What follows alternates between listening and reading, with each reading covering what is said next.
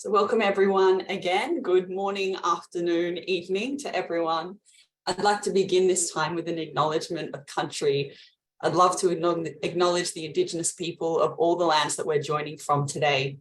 While we meet on a virtual platform, let's take a moment to acknowledge the importance of the lands which we each call home. We do this to reaffirm our commitment to and our responsibility in improving relationships and to developing our own understanding of local Indigenous peoples and their cultures. My name is Emily Fian. I am the Membership Experience Partner here at IECL, and it's my pleasure to welcome our speaker for this event, Tom Longcar online. Give us a wave, Tom. Tom is a PCC coach, an associate of IECL, and the founder of Grow Gravitas Leadership Development. Tom holds an MBA and a Master's of Science in Psychology and Neuroscience of Mental Health.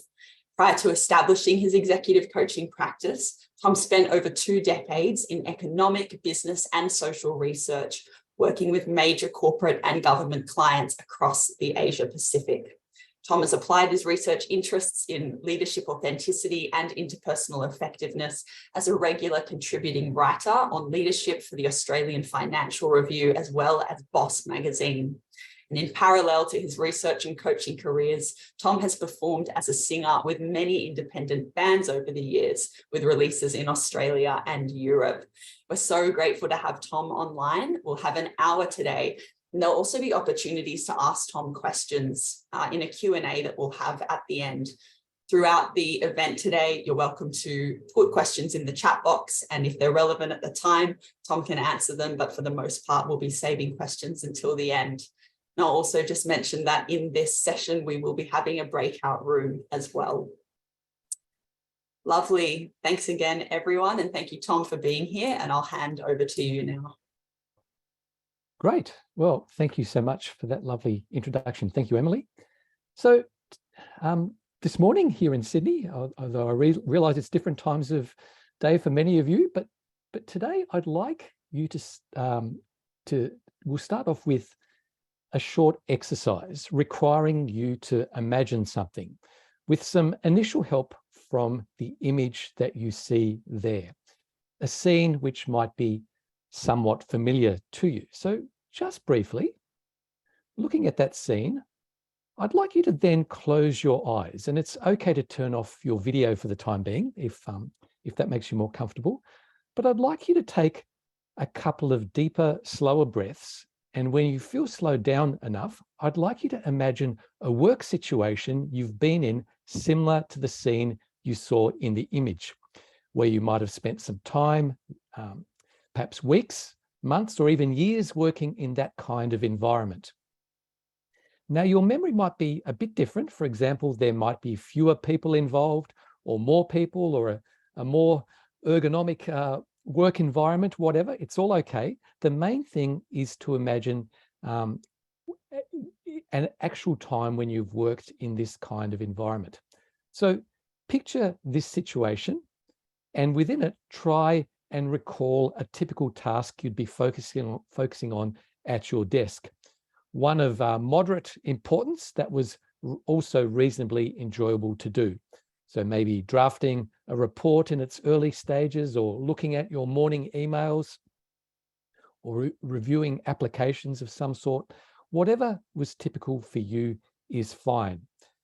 So acclimatize yourself to that sort of scene and context for a few moments.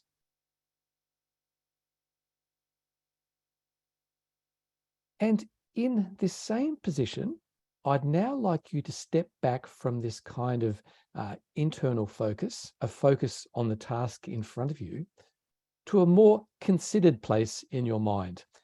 A place still there in that workplace, but away from what you're specifically focusing on, to more of a balcony view, or one where you are now like a fly on the wall documentary maker of you in this co-inhabited space. So some questions to ask yourself from this different perspective. How do I fit in here? How do I adapt to the different individuals or groups I'm part of? How deeply or shallowly do I engage with who is in front of me at any given time? Who am I really close with? And what is it about them that makes us close? What is this closeness based on? And is there anyone there who just doesn't get me? Maybe I've attempted some closeness before, but it hasn't worked out. What is going on there? And flipping it out around the other way, who presents a particular challenge to me? What exactly is it about them? Is there one situation that stands out for you that represents you and them and how you now see them? Ask yourself also, what might I have missed about them, this challenging person? They, like me, might have a person or people who rely on them and who love them. What might I have missed in my assessment of them? Do we share any roles in common in our broader lives? And does that change things in my mind? And in this broader co-inhabited space, ask yourself what stories lie within and across the broader context. What might I have glossed over or ignored or not thought to look for that could be interesting? And is there a broader story here of much greater commonality than I might have thought before? And slowing down in this way, with this more elevated perspective, what does it mean for you? Think of one or two words that sum up what you've been processing in these last 4 or 5 minutes. And when you're ready, take another deep breath, and you can open your eyes and you can turn your cameras back on if you've had them off. And I'd like you to go to your chat box and just write down what sort of words did come up for you at the end of that reflection. What was going on there? So I'll just wait for the chat. Okay, perspective and empathy. Thank you, Tara. Scattered, busy, fear. Wow. Thank you, Melody. Challenged, existing thinking. Complexity, curiosity, awareness and mindfulness. Thank you, Zoe, Maria and Emily. I know very little about what are in other space. Yes, thank you, Louise. Calm and integrated. Great. Thank you, Helen. Thank you, Colleen. Connection. Yes, great. Wow. So it's stirred up some interesting themes there, but very, very good themes. So you basically, some options have been revealed to you that might not have been there in the busyness of the day to day. And so you've stayed open, you've lingered a bit longer, and perhaps even let go of some more hidden judgments that might have been inside. And so what we've been doing here is we've been a little bit metacognitive. We've been thinking about our thinking, which is a very useful thing to do when it comes to intellectual humility. And so what we'll be doing today, it might seem like I'll be drawing quite a long bow at times, but we will have 4 targets. So we'll be exploring ideas about what intellectual humility might be. And I won't pretend that I'm presenting you with the way, the one and only way to think about it, because it really doesn't apply to this field. It's a very dynamic and quite contestable field of ideas. And I'll be synthesizing information from a few domains, not all of the ones that you can see there at the bottom of the screen, but each of those presents a potential vantage point from which to think about intellectual humility. Think about commonalities, differences, and overlaps. And I'm sure you'll be able to think of other areas as we progress through this session. The other target will be, how might it be relevant in your work? And then we'll be backpedaling a bit and looking under the hood into some neuroscience as to why intellectual humility can be so hard to implement despite our noble intentions to do so. And then some consideration of what we can do about it. But first things first, and the wider context for executive coaches working with leaders and emerging leaders is that humility appears to be something that really matters to leadership. And it's gaining a lot of research and consequent media attention.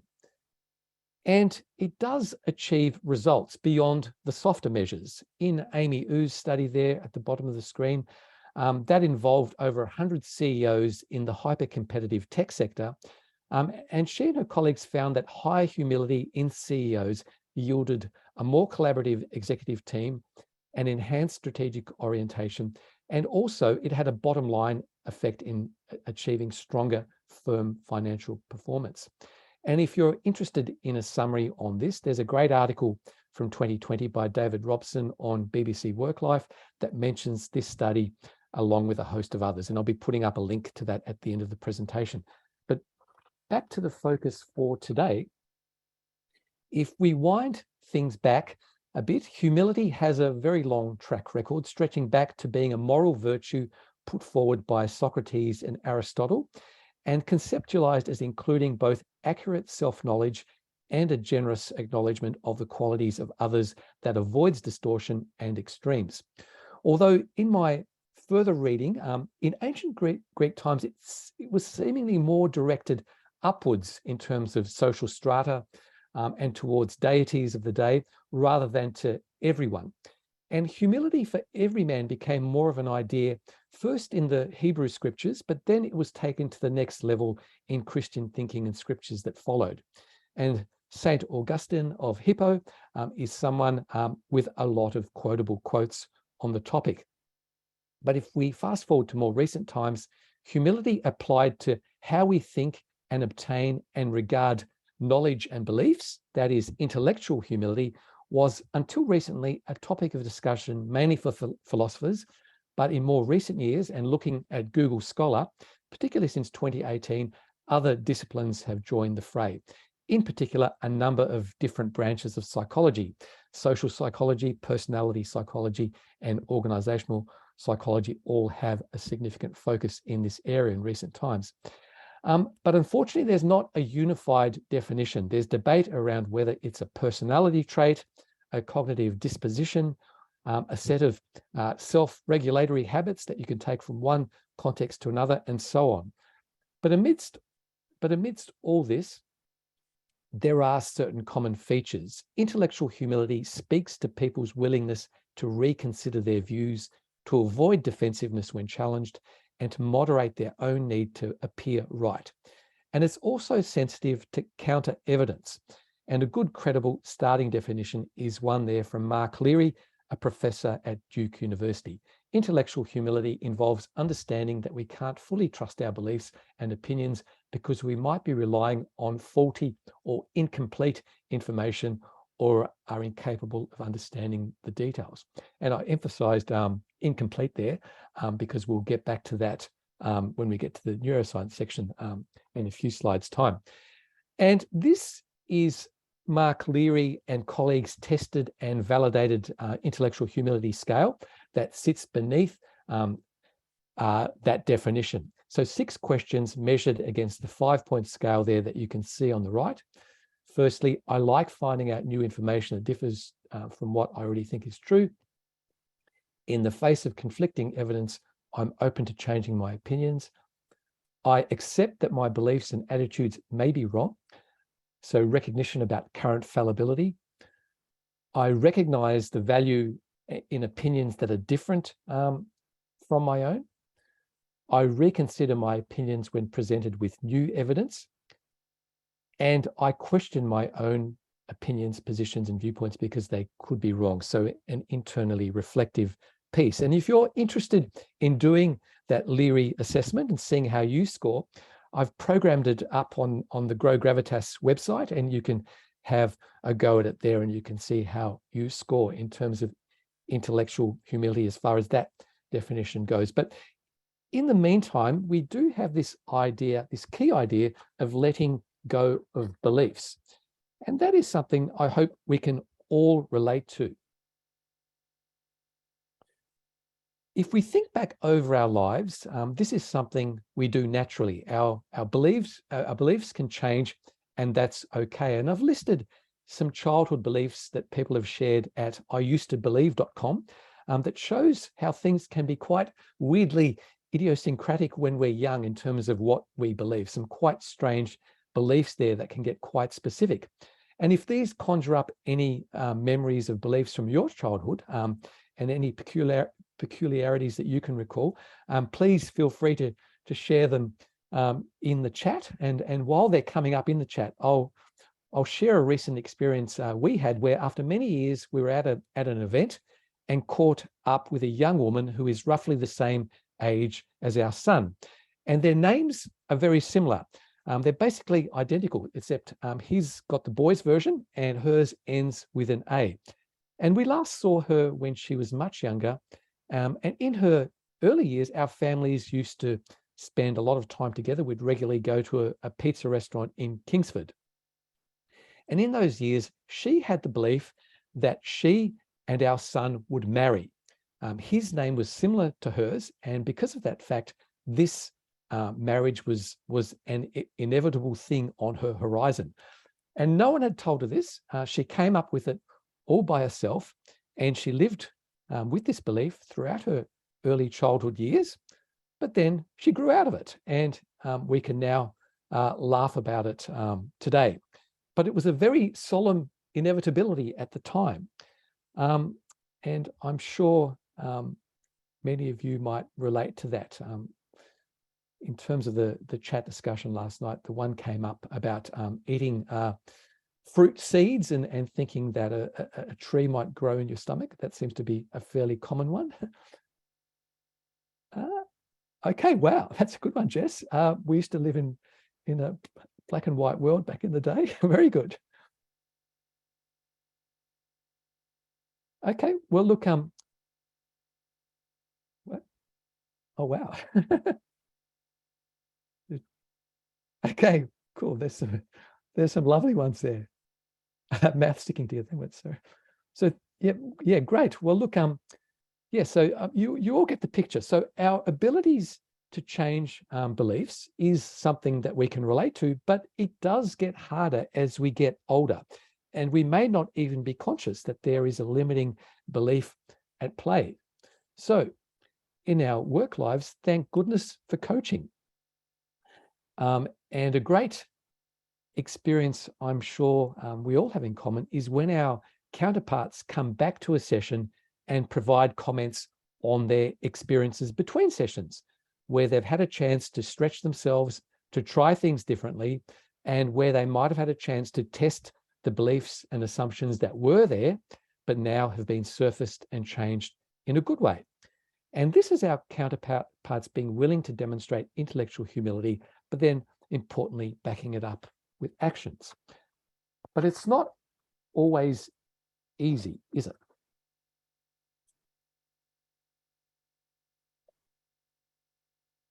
So why am I looking at intellectual humility and how does this more broadly fit for me? So Grow Gravitas is my project of the last couple of years, involving research for a book and accompanying leadership training, where I look at the enigma that is gravitas through the lens of ACT.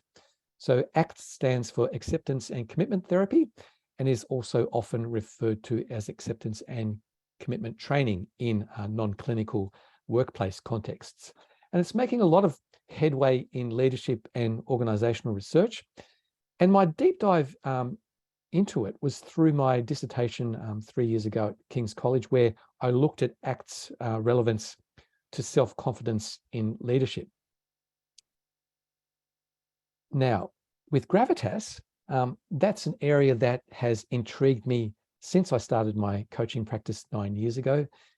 I seem to notice people speaking about it a lot when I became a coach, and people seem to speak about it quite, I guess, dichotomously. Someone was either had gravitas or they didn't. But beyond that, people didn't seem to get too specific about what this gravitas thing was. It was a little bit like charisma sometimes. There was a bit of an overlap with executive presence, but these variables were very intangible. So I was intrigued and I sort of dug in a bit and I wrote an article on it for the Fin Review 7 years ago, where the central tenet was that while gravitas is something that's easier for some people than others, it is something that can be cultivated through focused action and, importantly, attention to the contexts important to you. And these are contexts where you have to acknowledge that you might have blind spots, and acknowledge also that sometimes you won't know everything, and some intellectual humility needs to be surfaced. And since then, ACT has enabled me to make sense of this further. And two ideas from ACT that are relevant in any consideration of intellectual humility, firstly, are psychological flexibility.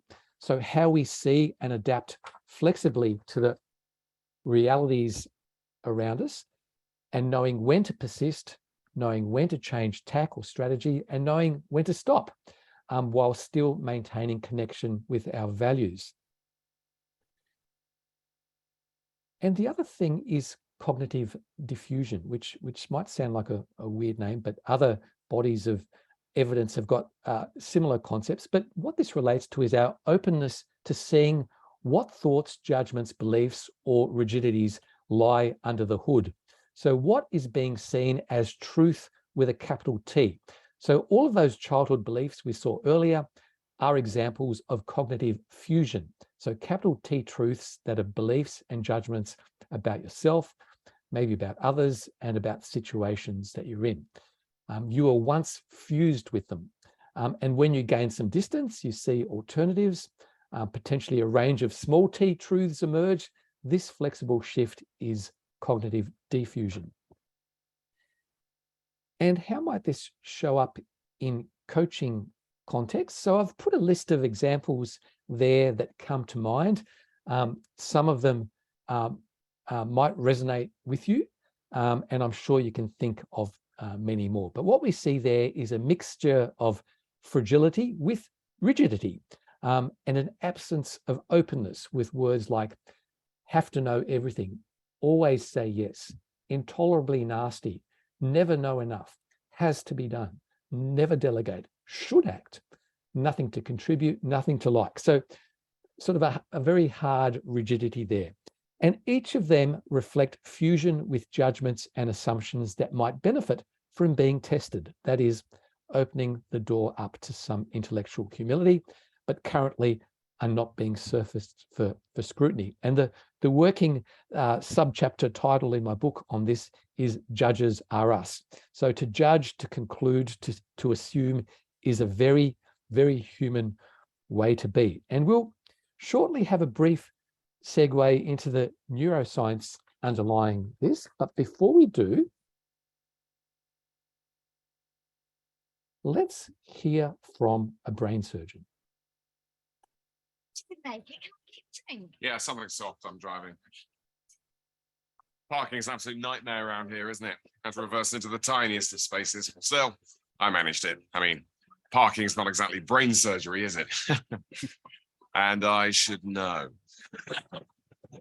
Why is that? Are you a doctor? Careful, not a doctor. I'm a brain surgeon. Big difference. Big difference. Yeah, I actually know a joke about this. What's the difference between a doctor and a brain surgeon? One's not exactly brain surgery. The other is brain surgery. So, what do you guys do? I'm an accountant. Oh, that's good. Yeah, I could do with an accountant. Filling in those tax forms can get really confusing, can't it? Still, it's not exactly brain surgery, is it? I mean, brain surgery, believe me, is very complex.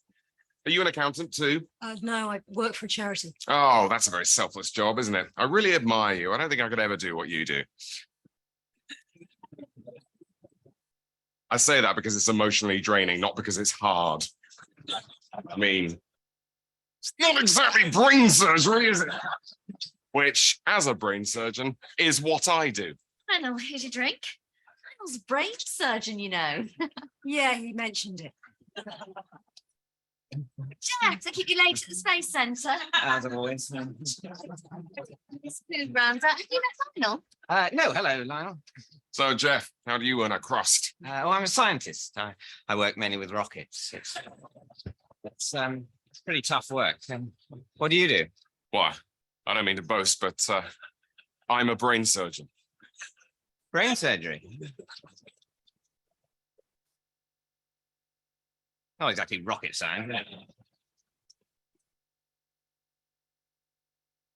Right. So if you can think of some words to adequately describe the intellectual humility you saw there, please put them in the chat box. But an extreme lack of it about one's sort of standing in the world can be a quite a funny thing to observe.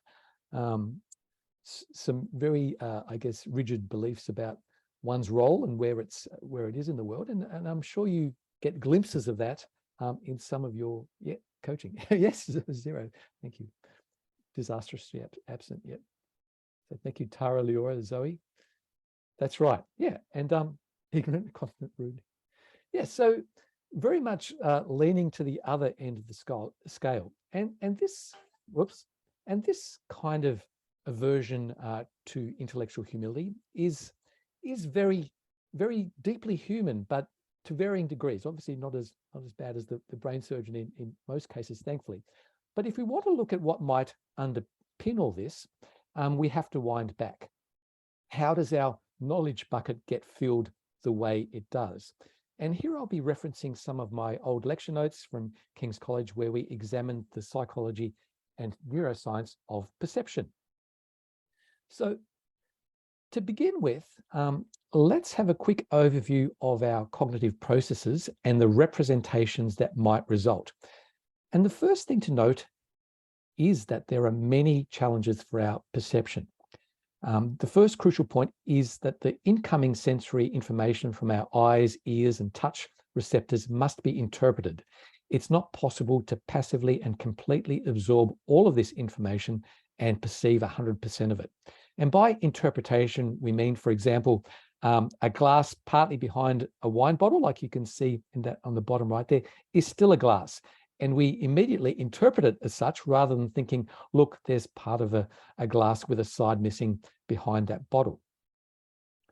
Secondly, although information is often incomplete, there's a huge amount of it, and we don't need all of this to function well or achieve our goals. So when we sit down, like we are now, in our clothes, on a chair, the touch receptors all over our body, where our clothes are and where the chair is in contact, are constantly being activated. And this information is all going to our brains. However, it doesn't make sense for us to continuously perceive or list them as sensory information to be surfaced. So thirdly, from this incomplete but still hugely diverse input, we must extract what's important to us, what's important in our goal-directed behavior, as well as what danger might be present. So our brain is constructing and interpreting our sensory input into this conscious perception. And if you think of a time where maybe when fear could have caused you to perceive something incorrectly, think about waking up from a nightmare in a dark bedroom and maybe perceiving a pile of clothes at the periphery of your vision as an intruder. So our brain must select the input of seemingly greatest importance and allow us to consciously perceive this as accurately as possible, in spite of the poor quality of information in our environment and the vast amount of irrelevant stimulation. And all of our senses are important to us, and they all provide unique information that enables us to function. But in a mini summary like this on this topic, it's particularly useful to emphasize the importance of vision. Firstly, a large amount of our brain is concerned precisely with vision. In fact, it's the only sense to have an entire lobe of the brain dedicated to it. And neuroscientists such as Andrew Huberman, who's very popular these days, like to point out that the brains are not merely, that the eyes are not merely connected to the brain, they are brain. Also, seeing is actually a complex task for our brains, and studying vision can give us a great insight into the fact that perception is not passive, but it involves construction and sometimes imperfect interpretation, which is very relevant to this topic of intellectual humility. And furthermore, interacting with our environments in the many contexts we must navigate is crucial to us as human beings. And a very strong case can be made for vision being the sense that provides us with the best and most easily accessible source of information to enable this interaction with our environments. For example, on entering this Zoom room half an hour ago, you might have seen a recognizable face or faces confirming that you're in the right place at the right time. Maybe you saw a smile or a wave here and there. Maybe you saw someone else seemingly distracted, or someone that you knew with their cameras off, and you might have wondered what they were up to. So a lot of data being synthesized and a form of construction and interpretation then being undertaken. But how complete has your construction been? So look at that picture of the elephant there.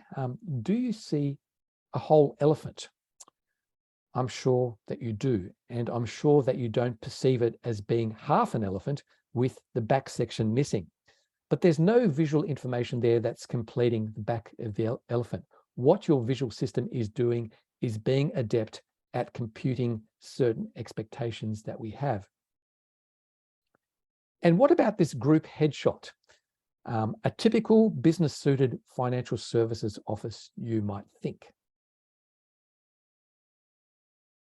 And has the reality of their bottom half met what you expected or constructed a few seconds ago?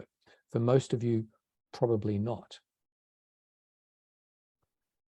And look at this image here for a few seconds before I take it away. What did you see there? Maybe you saw a seaside view. Maybe it reminded you of a Brighton-like pier if you've been to the UK. But anyway, regardless of all that, you'll have the impression of having seen most of what was there and having gained a true sense of the scene. But if I asked you what the color of the chairs were, or how many people were there, you'd probably be unlikely to know without re-examining the scene. So an insight there into the limits of how little we can process at any one time. So this is in regard to vision, but it happens with our other senses too. The visual input contains overwhelming information, so we're flooded with a sensory stimulation, and we need a mechanism to select parts of this image that's important to us. And in doing so, we miss things. So we think we see everything, but we don't. It's incomplete and prone to being potentially wrong. Sometimes very wrong, and sometimes only a little bit wrong. But whatever the degree of wrongness, putting all this together, our brain can be characterized as just a prediction machine. And I'm quoting directly there from Lisa Feldman Barrett, who is now among the top 1% most cited scientists in the world for her research into the neuroscience of emotions. And she's had a few presentations to coaching audiences. There's a really good one on the Harvard Institute of Coaching website where she talks about emotions in a way that's digestible for coaches, and it's well worth a look at. But Lisa Feldman Barrett says the brain predicts so as to construct the realities we perceive, realities that we think are complete but aren't, for reasons like those we've discussed in the last few slides. And a useful additional idea she puts forward here is that our brain's main job is to maintain our metabolic budget. So we make deposits to this budget, things like getting a good night's sleep, eating well, sticking to comfortable routines, hanging out with people that energize us, as well as less frequently making withdrawals, things like irregular, stressful meetings and the like. And we only withdraw when necessary. And doing something new, such as learning, is a withdrawal and is costly metabolically. So opportunities for it might not easily or ever be surfaced. So in the meantime, in addition to a tendency away from intellectual humility, a whole bunch of egocentric or cognitive biases can also manifest themselves.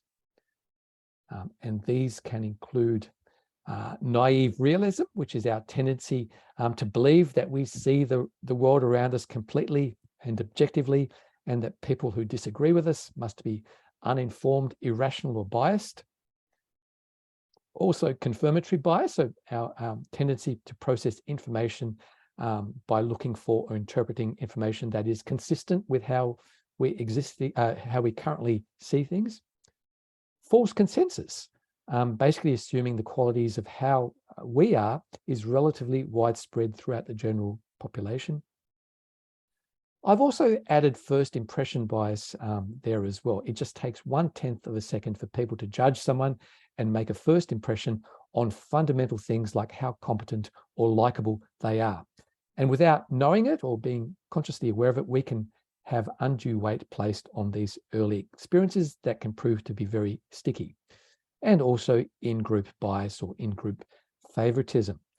And the list could be appended with many more, and I'm sure that you can think of many more from your own reading and experience. But can anyone notice how this list might be linked to our original reflection exercise?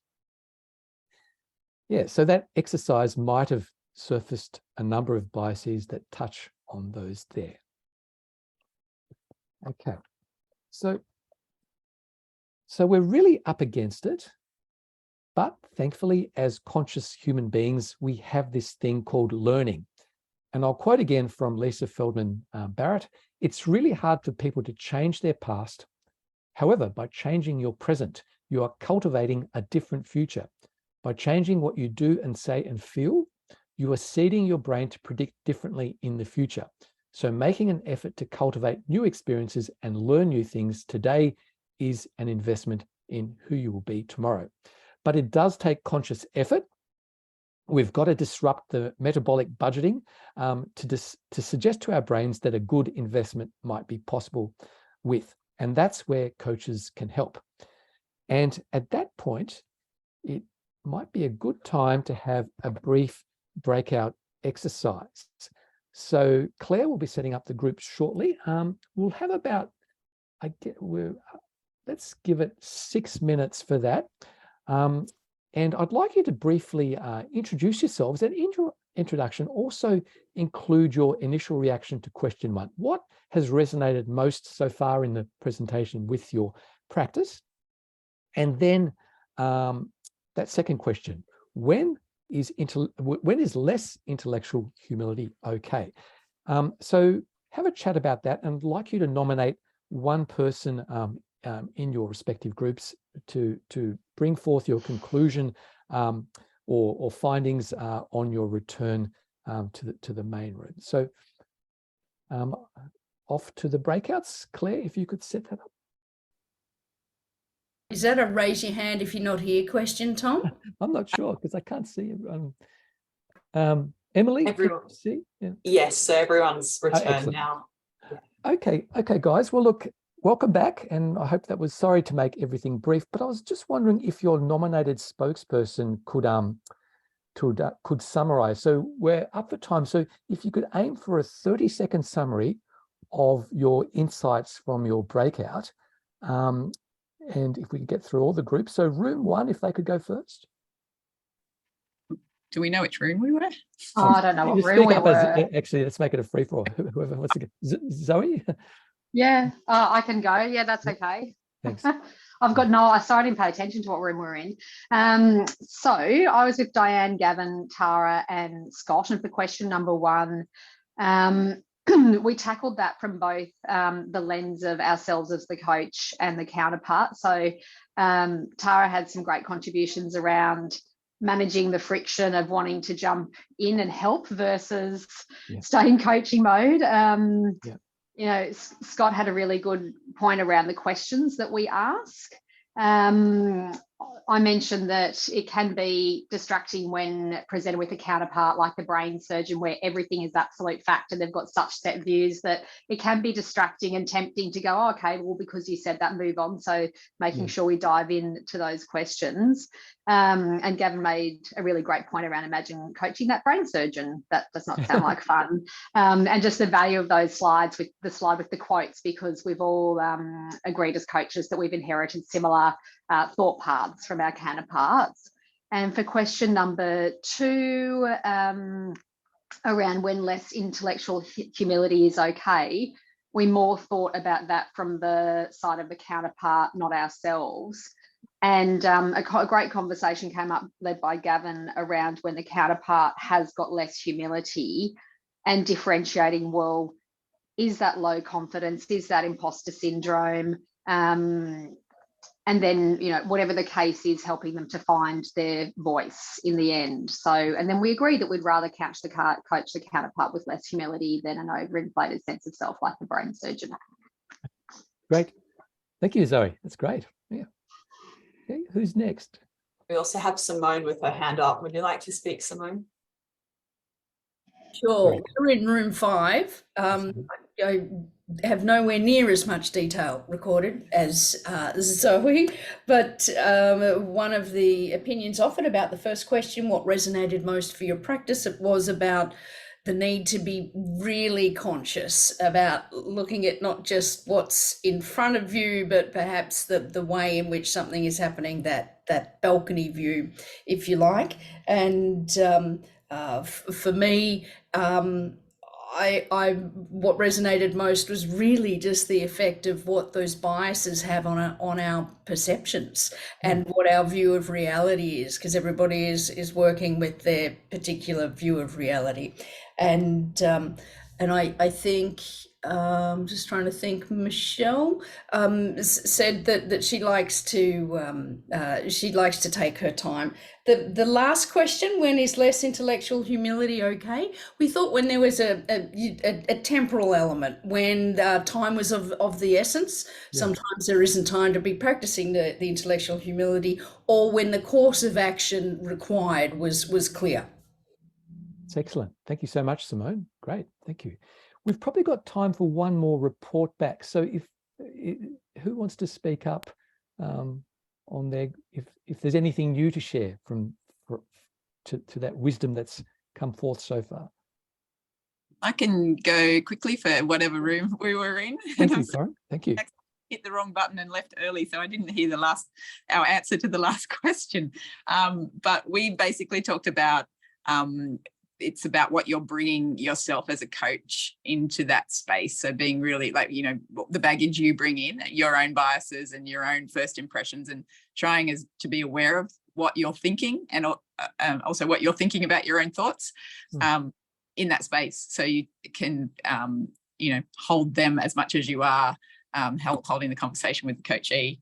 And then really, like, when the other bit we talked about was when our coachee is so in their belief that's limiting them, that it's very difficult for them to see that there is a problem, and the difficulty of working with that when it's clear to yourself or it's clear to people around, but it's because that person may be quite a commanding, commander type individual. They, you know, lots of yes people around, they don't see that there's the problem, and the problem's out there, not here. So dealing with that. Wow, that's great, Corinne. Thank you. Thank you. And thank you, everyone. And some great insights there that you'll see. You've predicted some of the things that are coming up shortly. So this intellectual humility thing is very nuanced, as I'm sure you'll agree. And in answering what might be the right amount of intellectual humility, we have to factor in the context, which is what you've just discussed. So it's not just about you, it's about the others in the situation and what the situation affords or demands on any number of variables. So for the people with you, are they relying on you, or are you relying on them? Are they competitors in your mind, or might you be a competitor in their mind? And does status or rank matter to some or all of you? And in regard to the situation, is it evolving or is it at crunch time? So I think Simone mentioned that temporal element. Yes, so decisiveness is something crucial in many situations. And in the Leadership Circle 360, it's one of the creative leadership competencies, like an ability to be decisive when you need to be. So you're right. So like all complex questions, the answer is it depends. We have to calibrate intellectual humility to the context at hand. And as we get to the home stretch, I'd like to cover more about how coaches might work with intellectual humility. So we've drawn a long bow on the topic, but let's now get to what the ICF has to say on it. And I can see intellectual humility embedded in their PCC markers, which you can see there, particularly in competencies 6 and 7. So with competency 6, it's about us. It's about us suspending our judgments. I think it was Simone that said, acknowledging that we might have some biases. So suspending our judgments so we can see the client's beliefs and judgments of what is and isn't possible from their perspective. And in regard to competency 7, in regard to our counterparts, it's evoking awareness for them. So a potentially more intellectually humble awareness where they can explore beyond their current ways of thinking about themselves, about their situations, and also towards the outcomes that might evolve over the course of the coaching engagement. So we're helping, we're acknowledging our own weaknesses, but also helping counterparts see the nuances in the "it depends" ambiguity and taking action accordingly. Even if sometimes it is inaction, the fact that they've had a chance to consider it from the balcony perspective, it is at least conscious in action. So if your interest on this topic has been piqued, there's a couple of articles there that I'd strongly recommend. From Mark Leary, he wrote a piece for the general audience that appears in the Greater Good Science Centres magazine, which is very readable, and a more academic but still very readable review there of the broader debate in measuring intellectual humility from Tennille Porter, who used to be at the University of Pennsylvania. And that's very readable, despite the fact that it's in Nature. It's a longer read, but well worth reading. And I'll be putting those links plus that earlier BBC summary that I mentioned earlier into the chat as soon as I stop screen sharing shortly. So to finish, I'd like to conclude with a quote from C.S. Lewis, which sums up the messages from today. Humility is not thinking less of yourself, it's thinking of yourself less. And one from me, and it's okay to be wrong.